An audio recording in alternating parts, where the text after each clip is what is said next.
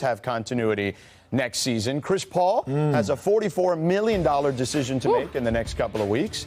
He has a player option that guarantees him that amount for next season, or he can opt out and seek a multi-year deal for more money overall. Here's all the options laid out with CP3. So, Ramona, what should Chris do? I think that he will decline that player option and do an extension with Phoenix. Now, that's what he should do. I think that's what he will do. But if you decline the option and you become a free agent, there is always a little bit of doubt about what you can do. Okay? But I think his leverage is never going to be higher than when he led the team to the finals. I know they didn't win, everybody's disappointed, but he was the missing piece for them, and I think they love him, he loves them. I think if he goes anywhere, I'd be very surprised. But if he goes anywhere, I don't buy anything outside of LA or Phoenix. Which LA team, though? Which LA team? Are you saying that it could be the Lakers or the Clippers? I'm just saying, there's two, so, is there one more than the other, maybe? Yeah, and look, never say no. I know we had a whole documentary about the leaving of Clippers, but... All right. Perk, what do you think? Well, I think if he was to leave Phoenix, he would go to the Lakers. But I'm with Ramona, George. I don't think he's going anywhere. And one thing I always say, and I get it, right? We as media, we put pressure on a lot of guys to win championships. But we have to remember, at the end of the day, this is their job. So I always encourage players to get your money, get your lettuce, get the most dollars that you possibly can before this run is over with, right? And we know that Chris Paul wants to win. He is a winner, but he wants to get a championship. But I cannot be mad at a man for passing up a chance to make, 44, or whether he signed the extension for $100 million. Like, I can't be mad at a guy, especially at the age of 36 on his way out.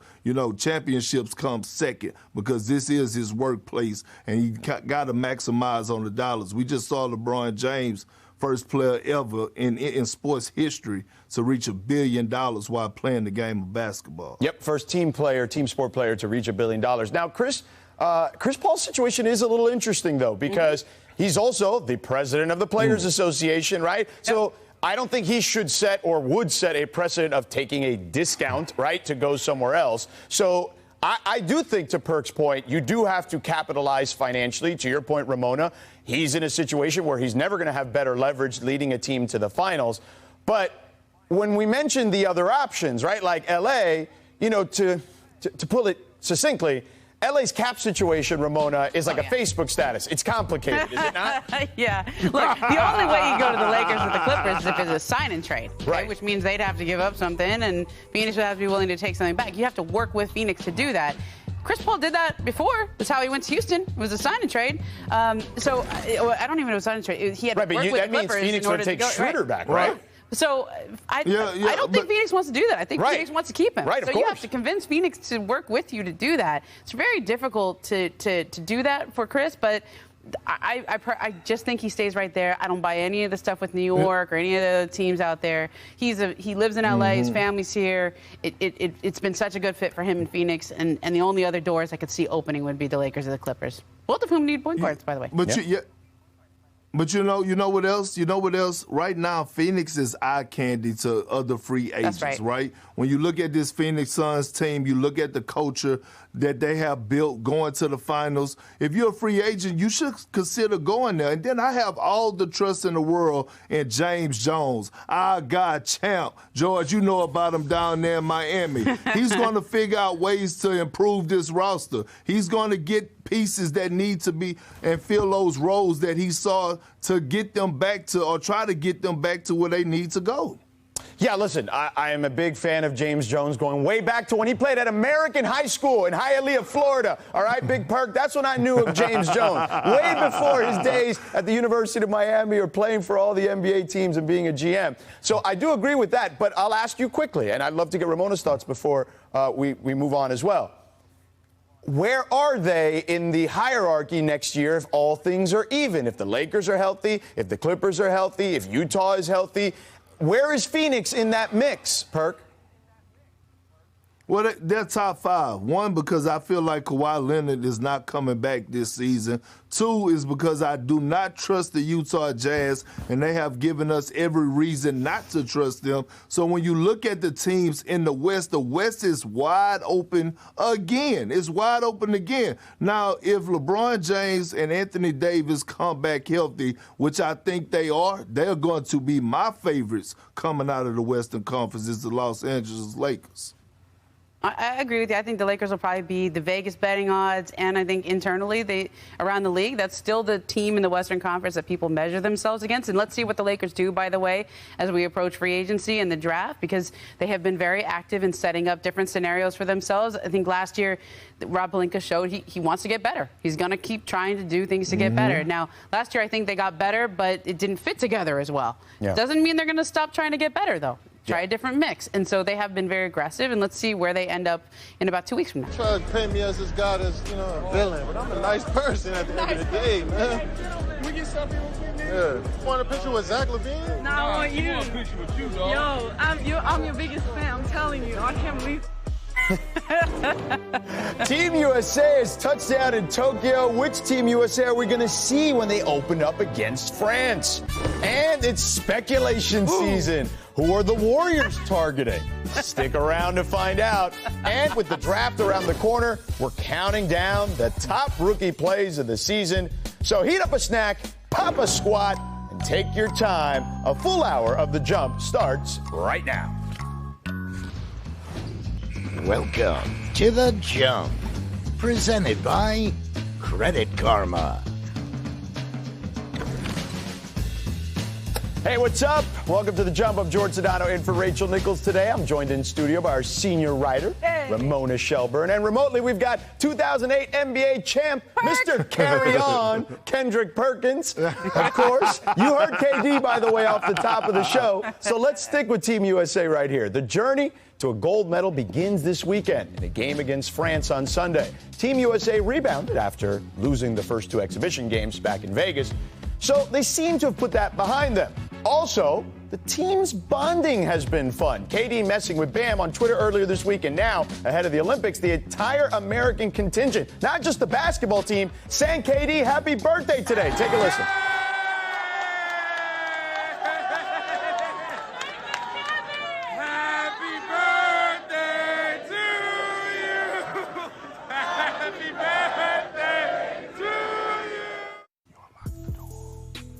All right, fun fact for our viewers here.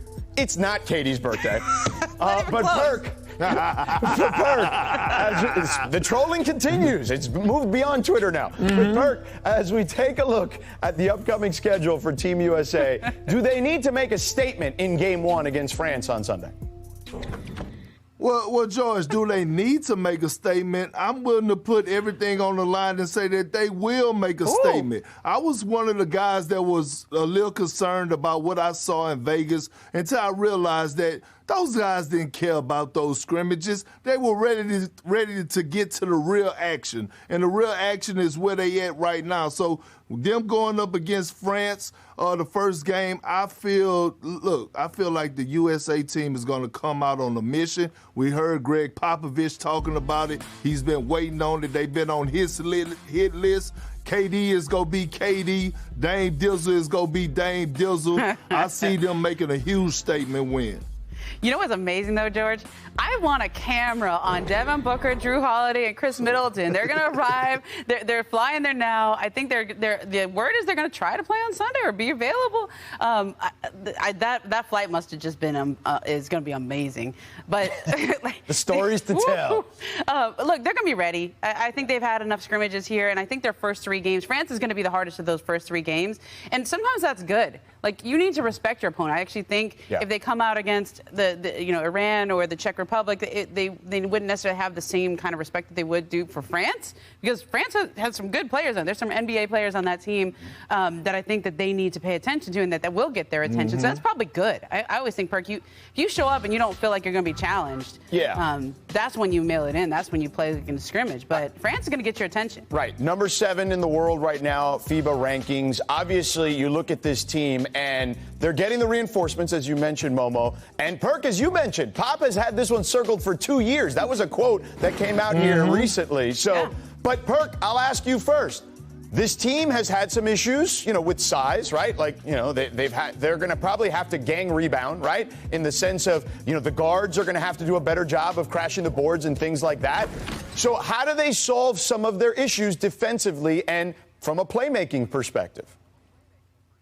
Well, when you look at it, I love the adjustment that he made by playing Draymond Green, starting him in that lineup, and challenging Jason Tatum and Kevin Durant. We all know this is the thing, right? Pop, Steve Kerr, they know that Draymond Green and Kevin Durant know how to play alongside each other for us on the defensive side of things. We watched those two guys anchor the defense in Golden State. Yep. When you challenge Kevin Durant to be better defensively, he always steps up to the challenge. We always talk about KD and how awesome of an offensive player he is and how he's a walking bucket, but what we don't give Kevin Durant enough credit for is his ability to lock in on the defensive end, especially when it matters the most. Well, I mean, I just saw Drew Holiday make one of the best defensive plays I've seen ever, okay, in that series. I mean, Bam Adebayo, to me, is always in the running for an all-defensive team. I think they have plenty good enough roster. They just need to learn how to play together. And I actually think this is a good setup for them, where you get somebody who's gonna give you a challenge in that first game, and it'll get your attention. And I think they get going. They got their attention when they lost, right? Yep, agreed. They will be locked into that one for sure. And continuity has been a big problem for them. It's been a long time since we've had guys commit to this for a year or plus, right? Like, this is the thing. We're kind of still throwing this thing together, so I think that's part of it. Speaking of continuity, will the Suns? Number 5, my personal favorite rookie this season, no disrespect to anyone else, Tyrese Halliburton. This kid, man, wise beyond his years. Look at that, Momo. Oh, that handle was something. It's not on Steph, but it's something that Steph would do. Through the legs twice. Perk, how nice. How nice, Perk. I mean, listen, that was unreal. He had the man doing the stanky leg, okay? There you go. The stanky leg dance? I do. And look at R.J. Hampton here over Jetty Osman. Did you play with Jetty in Cleveland, Perk? That was a good challenge. I did, and I feel sorry for his loss on this play. Sorry, Jetty. Didn't mean to do you dirty like that. Number 3, Cole Anthony at the buzzer here against Minnesota. Got it. Oh. That feels good, man. You know what? The sky's the limit. They might need to give him the keys to the organization. Look, health was his only issue, I thought, last season. And I'm sure that will be I agree. Okay moving forward. Next, number 2, LaMelo Ball goes underhanded from about 90 feet. Look at that. Lil Magic, we had Magic a lot Johnson. of choices from him to pick from this year. Yeah. This was pretty odd. I want to see a dunk to Bridges, though, like some kind of alley-oop, right? Bridges! Like their Charlotte Hornets play-by-play guy. And, of course, numero uno, Anthony Edwards. Ant-Man getting it on Yuta Watanabe. Man, you got to make a business decision there, for sure. Woo, God He's bless so America. Strong and powerful. Yeah. Should have been in college this year, too. Reclassified. He's built like a football player. The good thing about all this? The good thing about all this is that he can rap as well. Oh, he can. All right, then.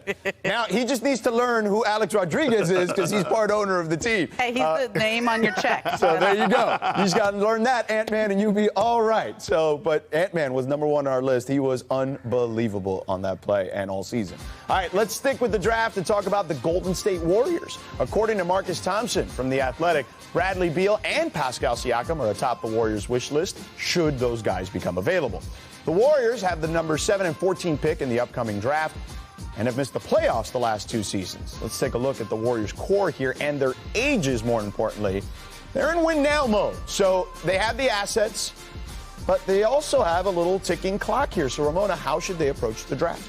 Well, look, the Warriors have been trying to be the Spurs, okay? That was their idea of how they were going to present themselves. You have Steph, Clay, and Draymond as the older version. Then you have the younger version with Wiggins and Wiseman and Jordan Poole. They come along and take over for the 3 players as they get older. It's a nice idea. But you also have Steph Curry, Klay Thompson, and Draymond Green, who want to win now and are ready and theoretically going to be all healthy together this year. And their timeline is different. And I don't know that you can wait for those young kids to develop and take a chance on not having a championship team around Steph Curry when he's still playing at an MVP season. So they have interesting choices to make. I think that Marcus Thompson is as well sourced on the Warriors as any reporter out there. So I have no reason to doubt what his reporting is there. I think the issue with Beal is he available? That's what everybody in the league wants to know. He has to give some signal of what his intentions are long-term in Washington. That's it. For them to make a decision, for Russell Westbrook to make a decision, Russell wasn't under contract, but if Beal was not going to commit long-term, then I think that is in play as well.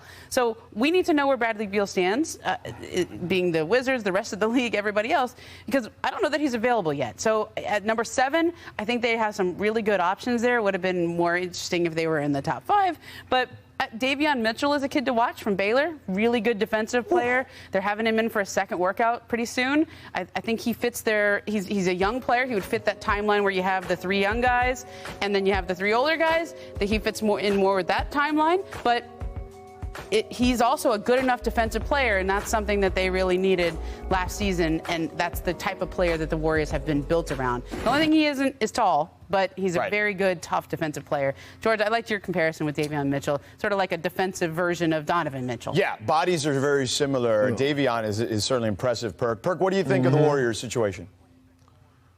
Well, look, this is a deep draft, and you know this is one of my favorite times of the year, but no one in this draft is going to help the Warriors and make them a contender right now and help them get over the hump. So with that being said, the most important player on this team, the most important player to this franchise in that franchise history is who? Steph Curry. Yep. Steph Curry is coming up for what? A contract extension. Like, we're talking about Damian Lillard and what he wants as far as with Portland, and he's sitting back and he's waiting and evaluating the front office to see if they're going to make the right moves. You don't think Steph Curry is doing the same right now? He wants to win. He don't wants to go back through that stage where he had to baby Kelly Oubre. He don't want to go back to that stage where he had to baby and show Andrew Wiggins the way, and even Wiseman. You have to bring in a veteran. You have to bring in a guy that's going to come in and have an immediate impact on the organization to keep the most important guy healthy and make sure that he signs that contract and be a Warrior for life.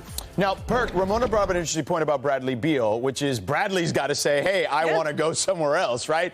But it's interesting, and Beal is an amazing player, but we're kind of sleeping on Spicy P as part of this discussion in Marcus Thompson's story in The Athletic. I actually like the Pascal Siakam fit on this Warriors team, perhaps even more so than I like Bradley Beal. That, of course, assuming we eventually get to relative normal health with Klay Thompson. But, Perk, what do you make of the potential situation if they had to choose one? Let's just, for argument's sake, say they could pick one or the other, Beal or Siakam. Which one do you think is a better fit?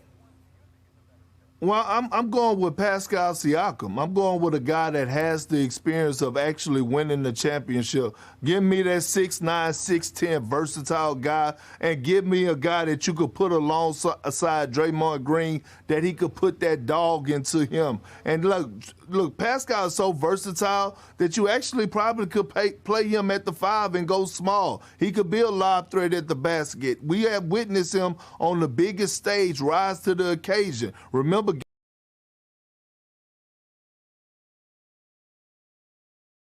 Game 1, he gave Draymond Green 32 points. We remember that on 12 for, 16 to 18 shooting in Game 1 of the finals. So I like the addition of Pascal Siakam if they could get him.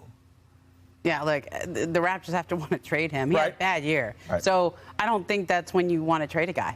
The Raptors are a really interesting spot at number 4 because Masai Ujiri's situation is still out there. He hasn't signed an extension yet, and his contract's kind of lapsed, so he's just sort of working. I know they've had a lot of discussions. I don't think he's going anywhere, but who's running your franchise right now? You have to. There's so much drama. He's running the draft for him. In the NBA every offseason. Even when we thought this was going to be a sleepy offseason. Look how this has turned out. Yep. All right. Coming up next, we start with Giannis, who struggled at times in the playoffs with his free throw shooting. We all remember fans on the road counting 1, 2, 3, you get it, while Giannis was at the free throw line. So he imitated that for the Milwaukee fans in yesterday's parade. So, Perk, is Giannis having some fun at the expense of being trolled at the free throw line? Something, nothing, or everything? It's everything, for the simple fact that when you're a champion, you get to do things like this. When you've been trolled by the fans and they count down 10, 9, 8, look, he could do whatever the hell he wants and piss everybody off. And I love every single thing about it, because when I was a champion, I rubbed it in people's face and I wanted to make the haters so mad. Do your thing, Giannis. This is everything. Yeah, I'm going to say it's everything, too, just because he made his free throws in that last game, 17 and 19 in that game 6. So you get to do that, not just because you won, but because you made those free throws. And I think when you have something like this, you can be Ben Simmons or you can be Giannis, okay? Ben Simmons struggles with his free throws, too, and doesn't like to talk about it, doesn't like to laugh about it, doesn't think any of it's funny.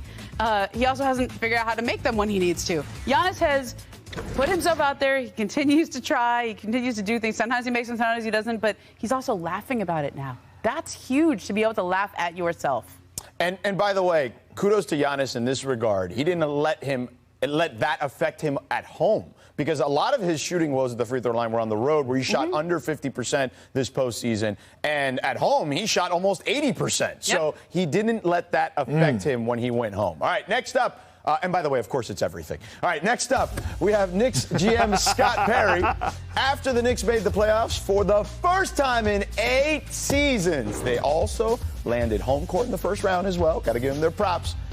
Perry was extended on a multi-year deal, according to The Athletic. So, Ramona, Scott Perry being extended. Is this something, nothing, or everything? I like the action shots for the GM with the phone, right? That's a good action shot. Yeah. I think that's something. Look, Scott took over under the previous regime. Do you know how rare it is to be able to keep your job with a whole new regime that comes in? And they kept him there because he's the guy who went out and got Julius Randle. He's the guy who pivoted when they realized they weren't getting Kyrie and Kevin Durant together. He pivoted. He went and got Bobby Portis. He went and got Julius Randle. He reloaded with Taj Gibson. I think he's a very valuable member of that front office in constructing that team, but also in keeping that team together. The players on that team like Scott. They trust him. He's the one they signed with.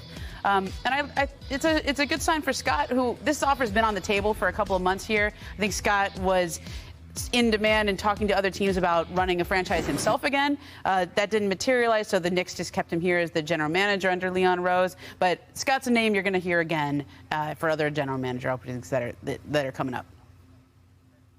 Well, I'm going with everything again on this Friday, for the simple fact that it's showing a lot of character throughout the organization, right? When you go out and you hire a guy like Leon Rose and you hire World Wide West, and Scott Perry has already been there, it just shows me that those guys also value him, along with Dolan that values him, along with Tom Thibodeau, along with those players. So for him to get that extension, and you have other guys that have come into the organization and one is ahead of you for as calling the shots, it just shows great character all across the board. And I can't believe that we're sitting up here right now, right before the draft, right before the free agency, and we're talking great about the New York Knicks. Times have really changed. Times have really changed. To your point, Perk, I have spent many a time over the last 15 or 20 years, maybe making a joke or two about the New York Knicks. So kudos to them. They have done a great job here moving forward. They've got some real continuity. They've got a front office that knows what they're doing. And for the first time in a very long time, we should be positive about the Knicks, and that is a good thing for sure. All right, lastly, we have, so it is everything as well. We're agreeing way too much here. All right, lastly, we have C.J. McCollum, whose name has been in trade rumors after a first-round exit here in the playoffs most recently. So Jason Quick, longtime Portland beat writer with The Athletic, reports that the Blazers have been offered high draft picks for C.J. McCollum, but have refused. So, Perk, is this something, nothing, or everything? You know what? It's everything, because this is what they're telling us. They're telling us that We don't want young guys, but C.J. McCollum is on the table. We want something back in return, some type of veteran guy like a Bradley Beal or something to that nature. So this is everything because they basically are coming out and telling C.J. McCollum that, hey, you're on the trading block. They're letting the world know that he's a piece that they're considering moving. I'm going to say this is absolutely nothing because if they were thinking of moving C.J. McCollum for a draft pick, you can be thinking of moving Dame Lillard next because you can't trade C.J. for somebody like that for a draft pick. Right. That signals a rebuild. That signals we're getting younger. That signals I'm not getting Dame any help. C.J. McCollum is a guy that can play. He's one of he's been there together with him most of the time. Dame's been there. He's a great fit there. If they're going to trade him, they need to get somebody who can play now, not a draft pick that they can draft and develop. Because Dame Lillard wants to win now. He's impatient. I think that's been fairly clear in all of his messaging on social media and whatnot this summer. So, yeah, I think they should be turning down draft pick offers for him. All right, so I'm going to disagree with both of you. I'm going to say this is everything, okay? And the reason I'm going to say is everything is Dame. That's is that what you said, Perk? George. Oh, I'm sorry, my bad, Big Perk. Okay, I thought you said something. Okay, so I agree with Big Perk. I do think it's everything because Dame Lillard is the centerpiece of the Portland Trail Blazers. There is no doubt about that. He is Mr. Portland at this point as well. If they lose Dame Lillard in some way, shape, or form, and I think that this is all tied into that, I think that the franchise has to start completely over. And perhaps someone like Neil O'Shea is also under the gun here in a situation where he needs to make a move to satisfy the fact that Damian Lillard is potentially thinking about other opportunities. At the very least, he's got to be at least thinking about it. Can I say a word about Neil O'Shea? Yeah? In 2011, Neil O'Shea was the general manager of the Clippers when they had the trade for Chris Paul on the 5-foot line for about a week. Remember how long that took? Okay, after the first trade for Chris Paul, the Lakers was vetoed. It came back around to the Clippers, and he held out for a week, knowing that Chris Paul was right there because he didn't want to give up an extra pick, an extra player in that trade because New Orleans asked for like one more asset. And he said, nope, it's just one asset too much. He held on, and they end up getting Chris Paul and not giving up that extra asset. So in terms of poker face, in terms of just intestinal fortitude there to hold on to your players and not make a deal until you're ready to do it, I've seen it. No, I get it, but here's the thing. Well, he don't have time. He better not have that poker face right now. Did he have time in 2011 with the Clippers? Yeah. You know, a whole week went by. Yeah, but a different circumstance, I would say. Yeah, I would say a different circumstance because I don't think they were under the gun to lose their best player in that situation. Dame's under contract. He didn't have to go anywhere. I understand, but he seems disgruntled, is what I would say, or at least not necessarily as in love with the situation as he has previously. Maybe not disgruntled. I'll take that back. Look, you need to get Dame some help, but you do it on your time and you do it when you feel good about that move because you only get one chance to make this right. I mean, you can't try 3 things and hope one of them works. You have to really be strategic and smart about how you make these decisions, and I think that's the issue here in Portland is everybody wants you to do it right now. Everybody wants that trade to happen tomorrow or the next day so that they can have closure, but you make that trade when you're good and ready.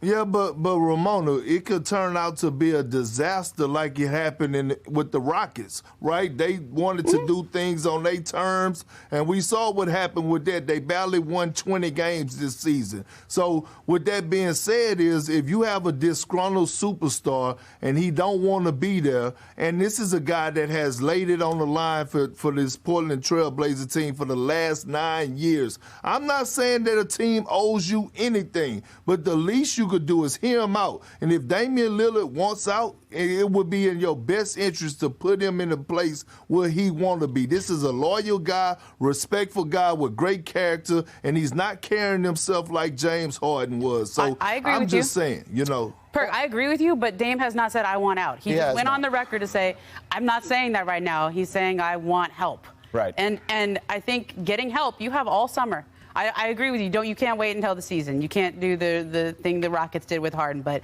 I think you have all summer to get him some help in the way that they do best for their right. And CJ McCollum is the best asset that they have, perhaps, in trying to get him some help. So getting him for first rounders or draft picks, that's not going to help. To your point, Ramona, earlier, for sure. But to CJ, real quick, man, I saw you tweeting out that charcuterie plate the other day. We were messing with you on the radio show, Sedano, LZ, and Cap on 710 ESPN. You need to get more meat on there, man. Less cheese, less crackers. We need some more meat on there. Did we not just see 36-year-old some capicola, some mortadella, some prosciutto. Hey. Come on, man. I'm trying to help you, CJ. You got the wine. You got sort of the right mix, but you need more meat.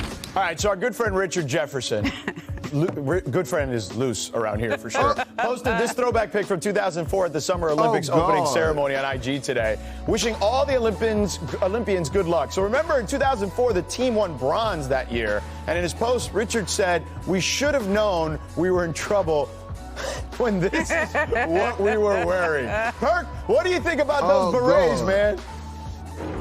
Well, first of all, is that Squidward right there? The Squidward has a backwards beret on. Look, you know what? I'm so over RJ. I thought I was gonna have the rest of the week without seeing this dude. I actually blocked him on social media. Like, I don't want to see Richard Jefferson. And what is he recording, by the way?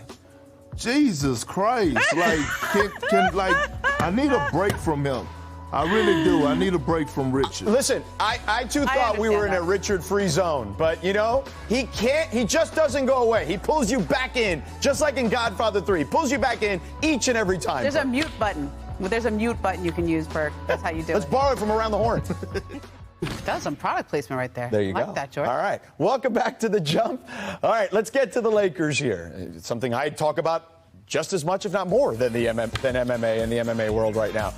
They made their first move in what will be a busy offseason by extending a qualifying offer to second-year guard Talen Horton-Tucker. Also, the Los Angeles Times is reporting that DeMar DeRozan and Kyle Lowry both have the Lakers on their radar ahead of free agency. So, Ramona, what are realistic expectations for the Lakers this offseason? Well, the step with Talen Horton-Tucker is that they had to do that so that he becomes a restricted free agent. The question is, how far are they willing to go in terms of extending him and how much money they're going to pay him? Because other teams can sign him to a deal which would be very uncomfortable for the Lakers in the way that they backload that contract and the way they set up the contract. DeMar DeRozan, LA kid, not surprising to me at all that he'd be interested in the Lakers. Same thing with Kyle Lowry, but for how much? Because it's difficult for them to pay anything more than the way this works. The salary cap worth for the Lakers is if Montrezl Harrell picks up his player option, he has until July 31st to do that. If he opts into his deal, they've used their mid-level exception, which means about nine-ish. Yeah, nine-ish. Yeah. They can't pay anybody more than $5.9 million. That's a pretty significant pay cut for either of those two guys, which means they would likely have to acquire them via sign and trade. Now, Alex Caruso, unrestricted free agent. Andre Drummond, unrestricted free agent. Dennis Schroeder, unrestricted free agent. Now, the Lakers tried to keep Schroeder. Obviously, during the year, they offered him several different contracts. He thinks he can get more. My understanding, I don't know that he can elsewhere. I'm not sure where the home would be for him elsewhere. You've heard New York, Chicago. I don't know if that will materialize in the way that we thought it might during the year. And so the Lakers may end up getting a discount to keep Schroeder. I think they have other opportunities in terms of trades lined up that they can push those buttons. This is what you do in a front office. You call around the league, you have things set up, and decide which doors to walk through. So the first point where we find out what the Lakers are going to do this offseason comes at the draft. I think they have a couple of deals that they could potentially move forward on to acquire either a point guard or help around the roster. But Rob Pelinka and his staff have been working. Last year was obviously a disappointment for the Lakers and the Heat, the two teams that went to the finals. And they have ambitions to get right back there. If you have LeBron James, Anthony Davis on your roster, you are a championship team. So I expect the Lakers to be active. I think of the two you mentioned, DeRozan and Lowry, I think Lowry is more of an option than DeRozan just because he doesn't seem to fit. He doesn't necessarily fit Toronto's long-term plans anymore. Well, and real quick before Perk goes, they need a secondary playmaker, right? Like, I don't think there's any question about that. So Lowry fits that more so than DeRozan. Perk, what do you think the expectation should be for the Lakers here? Well, first of all, the Lakers need to be crying tears of joy that Dennis Schroeder didn't take the extension after the way he played this postseason, and they need to be trying to find a home from him, either with a sign of trade or get off his salary. And then next, they need to get rid of Kyle Kuzma. Look, Kyle Kuzma is just not going to figure out a way how to play winning basketball. I'm tired of watching them play. I know guys around the league and on that team are tired of being a part of what he's been bringing to the table. But long as you have LeBron James and long as you have Anthony Davis, you can fill in those spots. Look, we have to remember, both of those guys were not healthy. We also have to remember that before LeBron James got injured, he was playing at an MVP level. Yes, at year 18. I believe that Anthony Davis is going to come back on a mission. Matter of fact, I'm predicting right now that he's going to be the one to win MVP next season.